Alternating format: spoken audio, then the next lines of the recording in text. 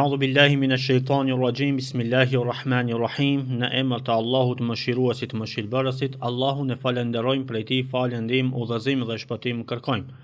Salavate dhe selame qofshin për edukatorin e njerëzimit, mëshirën për mbar botrat. Selame qofshin për familjen e tij të pastër, shokët e tij besnik dhe mbi gjithë ata që e ndjekin dhe do ta ndjekin rrugën e pejgamberit sallallahu ta'ala alaihi wasallam deri në ditën e Kiametit.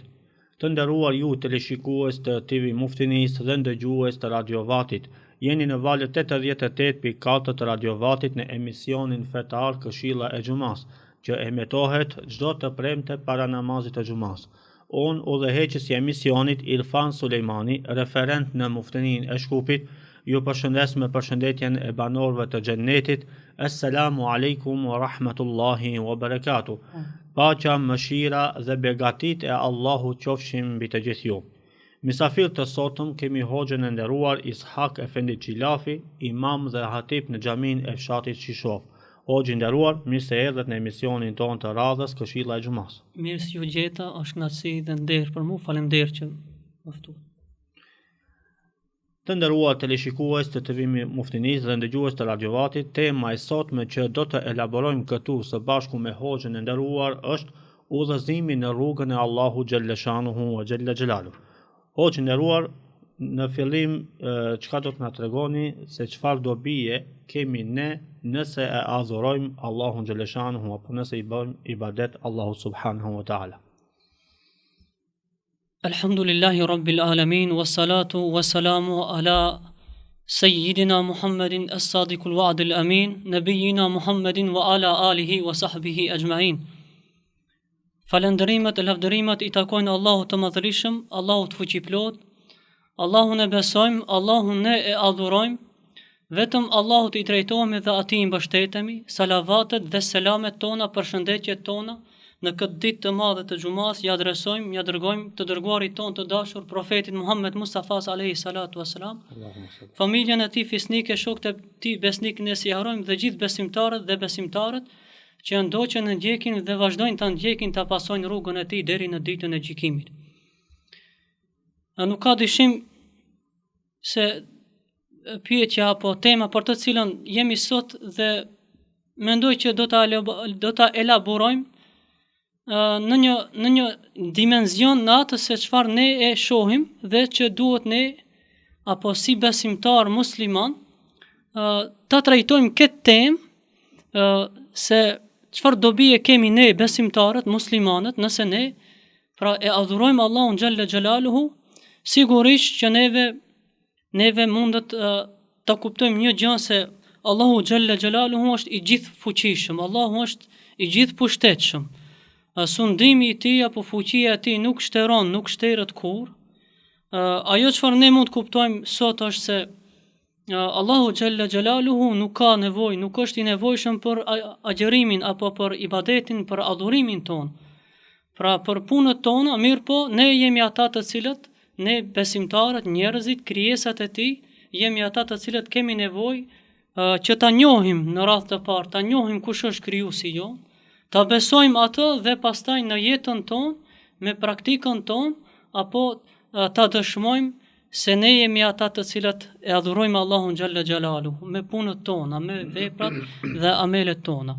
Allahu xhalla xhelaluhu në një prej ajeteve të tij në Kur'anin fisnik, në Kur'anin famëlar, në surën Ali Imran, ajeti numër 85 thot: Bismillahirrahmanirrahim, wa man yabtaghi ghayra al-islami dinan falan yuqbala minhu wa huwa fil akhirati min al-khasirin. Kush kërkon udhëzim, e them këtë apo e filloj me këtë ajet kuranor, duke ja bë të qartë, duke u bë të qartë opinionit njerëzve, besimtarëve, njerëzimin përgjithësi, njerëzve ata të cilët shpeshherë me dashje apo pa dashje, me apo pa vetdije, hedhin ndoshta balt apo hedhin diçka kundër fesë, kundër fjalës së Zotit, kundër Kur'anit famëlar, kundër profetit ton të dashur. Thot Allahu xhalla xhelalu, thot kush kërkon udhëzim, kush kërkon fe tjetër pos udhëzimit të tij, pos fjalëve të tij, pos fesë të tij, thot falan yuqbala minhu. Thot nuk do t'i pranohet, nuk do të ketë të pranuar. Pastaj Zoti Allahu i madhreshëm thot wa huwa fil akhirati min al khasirin, e nuk ka dyshim se ai i cili e mohon, ai i cili nuk e beson, ai i cili nuk e adhuron Allahun xhalla xhalaluhu, nuk i bindet se vetë fjala islam ndoshta është sek edhe më herët, por edhe ne sot do ta potencojmë, vetë fjala islam në aspektin gjuhësor do të thotë dorëzim. Ti dorëzohesh një fuqi, një super fuqi e cila është Allahu xhalla xhalalu. Ti dorëzohesh urdhrave të tij. Ti dorëzohesh plotësisht me tërë qenjen tënde, pra Allahu xhalla xhalalu, dhe çdo urdhër që ai neve na ka obliguar dhe na ka urdhëruar. Prandaj thot Allahu xhalla xhalalu në surën Ali Imran, wa huwa fil akhirati, pra personi në fjalë ata të cilët nuk e besojnë Zotin, krahas asaj edhe mohojnë argumentet, mohojnë dëshmit që Zoti i ka pru në këtë botë, faktet, argumentet. Pra çfarë thot Zoti për këtë kategori të njerëzve, wa huwa fil akhirati la min al khasirin. Pra ata në botën tjetër, në botën e ahiretit do të jenë nga të humburit. Allahu inshallah na mbrojt. Amin. Përveç kësaj, thot Allahu xhalla xhalaluhu që ka ndërlidhje me temën apo me pyetjen të cilët ma parashtruar, thot Allahu xhalla xhalaluhu bismillahirrahmanirrahim, për atë se çka duhet ne si besimtar, si musliman të bëjmë për atë që të dëshmojmë veten tonë apo të dëshmojmë me punët tona se ne e adhurojmë Zotin. Thot Zoti në këtë ajet kuranor, po ashtu në të njëjtën sure, në të njëjtën kaptin, in kuntum tuhibbuna Allaha fattabi'uni yuhibbukumullah. Thot nëse ju me të vërtet, ju besimtarët, nëse ju muslimanët me të vërtet e doni Allahun, thot Allahu xhalla xhalalu, thot fattabi'uni yuhibbukumullah. Atëherë më ndiqni mua. Kush thot kështu? Ndiqni udhëzimin e Allahut, pastaj ndiqni udhëzimin apo sunetin, traditën e profetit ton të dashur alayhi salatu wassalam. Thot wa yaghfir lakum, me çfarë arsye ti kthehemi pyetjes së parë se çfarë dobi e kemi ne si besimtar nëse adhurojmë Zotin. A thu vallë nëse un fal namazin sot, nëse agjeroj Ramazanin, nëse bëj mirë, nëse ndaj sadaka dhe zeqat, nëse shkoj në hax, kujt i shkon apo kujt i adresohet kjo e mirë apo gjitha këto adhurime dhe punë të mira, sigurisht që të gjitha ato do shkojnë në adresën tonë. Edhe punët e këqija, edhe fjalët e këqija, edhe përgojimi, edhe zënkat, edhe sharjet, edhe ofendimet, edhe të gjitha punët e këqija shkojnë në adresën e atij personi të cilën vet ai vepron. Allahu dhul xhelal thot wa yaghfir lakum dhunubakum. Është Allahu ai i cili do t'ua fal mëkatet, gjunahet dhe gabimet tuaja. Wallahu ghafurur rahim, nuk ka dyshim se Allahu i madhrishëm është falës i madh dhe është i gjithë mëshirshëm. Allah është për lefto gjendëruar. Çka mund të na tregoni o gjendëruar, çka ka garantuar Allahu xhaleshanuhu për fenë e tij? Kemi ndonjë garancë, ndonjë argument? Sigurisht që ai i cili e ka hartu, ai i cili e ka planifikuar, ai i cili e ka sugjeruar apo ai i cili e ka bërë udhëzimin apo fenë e tij për mbar njerëzimin, sigurisht që Islami është fe e cila është ne themi transformuar, është fe e cila është, domethënë, është plotësuar nga gjithë ato sheriatet e mëhershme apo fe qiellore të cilët ne i dimë, pra feja hebreje dhe feja krishtere, sigurisht që Allahu xhalla xhelalu nëpërmjet Islamit, pra nëpërmjet Kur'anit, fjalës së tij, ka bën ne themi një ndryshim totalisht apo një plotësim të sheriatit të tij në tokë. Allahu xhalla xhelalu thot në një prej ajeteve të tij në surën Hijr, garancën e tij për këtë fe, për Kur'anin, për librin e shenjtë, për këtë fe të cilën neve nëpërmjet udhëzimeve apo nëpërmjet fjalëve, nëpërmjet Kur'anit, neve dim edhe adhurojmë Allahun xhalla xhelalu, e që nuk është në dorën tonë, se shpeshherë shohim njerëz të cilët druhan apo frikohen apo kanë frikë se nëse humb personi apo nëse humb xhamati apo nëse humb kjo xhami apo nëse humb kjo fuqi, ky shtet apo kjo shoqëri, atëherë do të humbet Islami. Atëherë ne do ta kemi gabim si musliman, si besimtar, nga se ne dim mirë se që në kohën e profetit ton të dashur alayhi salatu wassalam ishte numri i vogël i besimtarëve, muslimanëve, të cilët e ndiqnin traditën e pejgamberit dhe udhëzimin Allahu xhalla xhelalu filloi nga numri 1. Pastaj u transformua i numër dhe u shumu shumë dhe u bën qindra mira, qindra mi besimtar e gjerë më sot, siç e dim numri i madh i besimtarëve i muslimanëve në botë. Mirë po krahas asaj Allahu xhalla xhelalu na e bën neve me dije dhe krejt njerëzimit, ata që kanë mend dhe logjik e kuptojnë, e analizojnë këtë fjalë, këtë ajet kuranor, këtë verset kuranor. Thot Allahu xhalla xhelalu estaiz billah bismillah inna nahnu nazzalna dhikra wa inna lahu lahafidhun.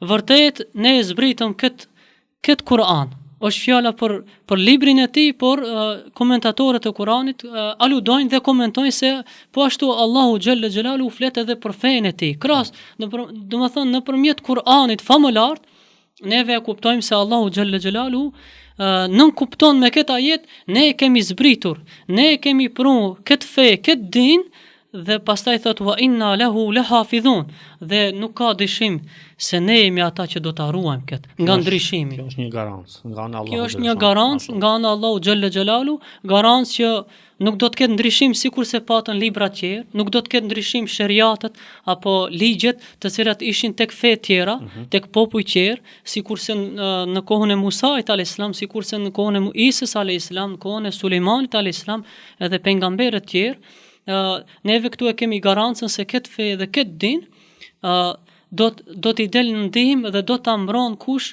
është krijuesi, i cili e ka hartu, e ka kriju, e ka bë për njerëzimin. Dhe prandaj tha ne jemi ata të cilët do t'a ruajmë, do t'a mbrojmë këtë fe, do të thonë ne e zbritëm këtë fe dhe ne do t'a ruajmë deri në ditën e gjykimit.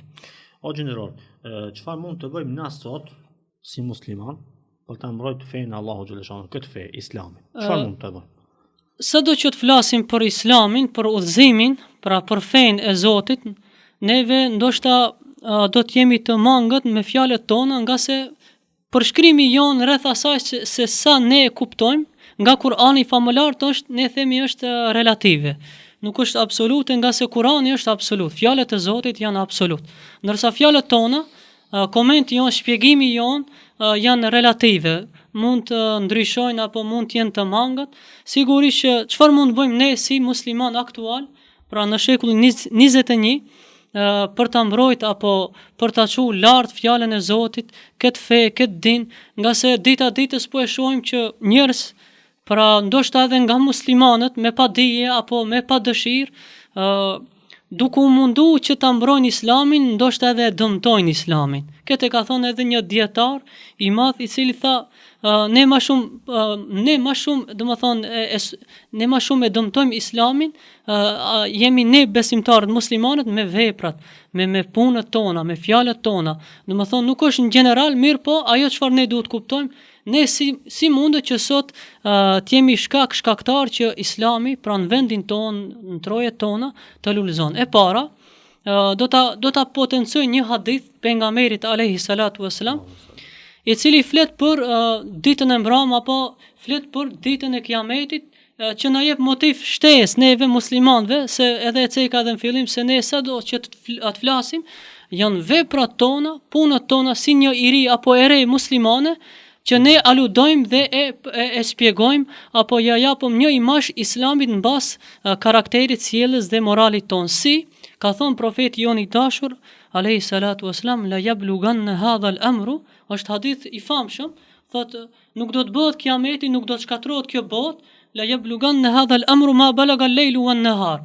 Thotë gjersa Islami, pra udhëzimi i Zotit, ki Kur'an, apo ki ezan, apo kjo fe, fjalët e Zotit, nuk do të shkatërrohet kjo dunja, gjersa thot Islami të lulëzon, të hinë në shtëpi, apo të hinë në vendet, apo atje ku mbrin dita dhe nata, ku mbrin dielli, pra do të thonë nga lindja dhe perëndimi. Që na jep të kuptojmë neve se kjo fe, ky din apo ky udhëzim që Allahu xhalla xhelalu e ka garantu për neve muslimanëve, ka thonë nuk do të bëhet Kiameti, nuk do të arrijë shkatërrohet kjo dunjë, gjersa, domethënë Islami të lulëzon tek shtëpitë, tek vendet, domethënë ku lind dielli dhe perëndon. Tjetra që ka duhet të përmendim, se është një rast apo një tregim i famshëm, përmendet edhe në Kur'anin fisnik, tregimi i Ibrahimit a.s.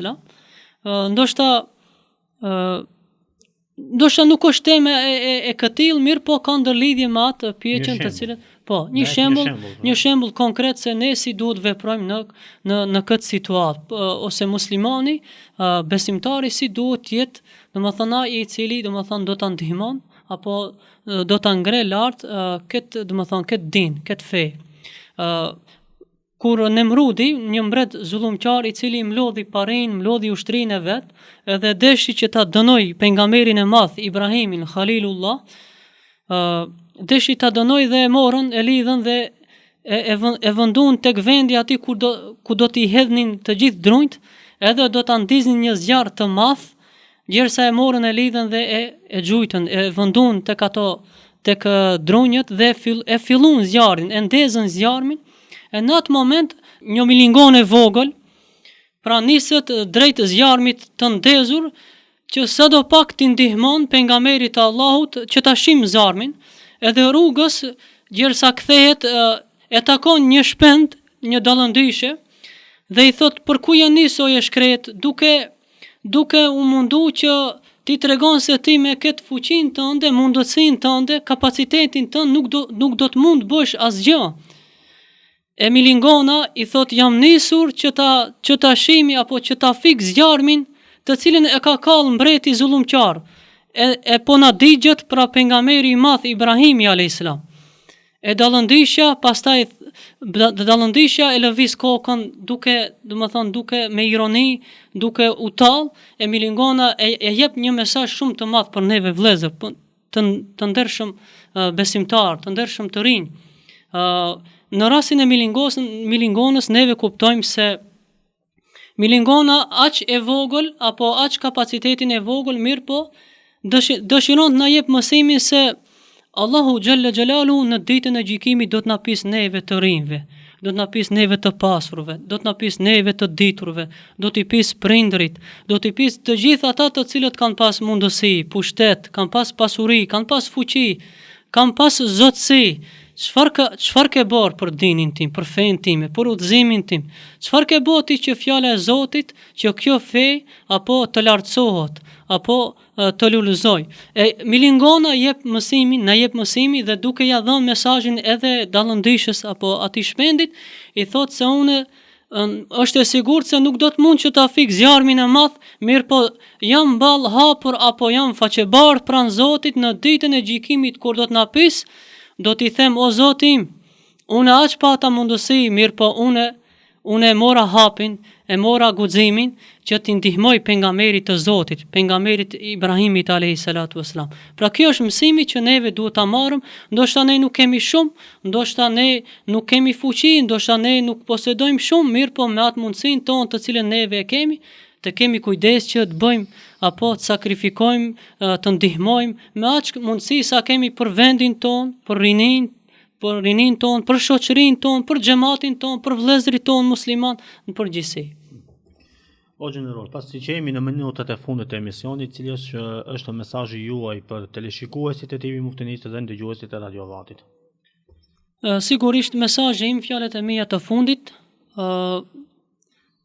drejtuar vëllezërve, drejtuar muslimanëve, sadopak që kanë njohuri, kanë mundësi, kanë mjete, të jenë ata të cilët ta bëjnë hapin e parë për ndryshim, për me ndryshu, domethënë gjendjen e muslimanëve, gjendjen e vëllezërve të rinjve tonë, nga se e ceka në fillim të temës, se ka njerëz të cilët ndoshta pa vetdije, pa dashje apo edhe me qëllime të tjera, që ta dëmtojmë islamin, e të jemi ne ata të cilët e bëjmë hapin që ta ndihmojmë islamin. Zatën Allahu xhalla xhelalu tha: kush e ndihmon Allahun, pra se Zoti nuk ka nevojë për ndihmë, po kush e ndihmon fenë e tij, kush e ndihmon pejgamberin e tij, pra domethënë Allahu do ta ndihmon atë vend, atë popull. Andaj elus Allahun xhalla xhelalu, Allahun fuqiplot, se Allahu është ai i cili ndryshon kaderin ton, caktimin ton, Allahu është ai i cili ndryshon gjendjen ton,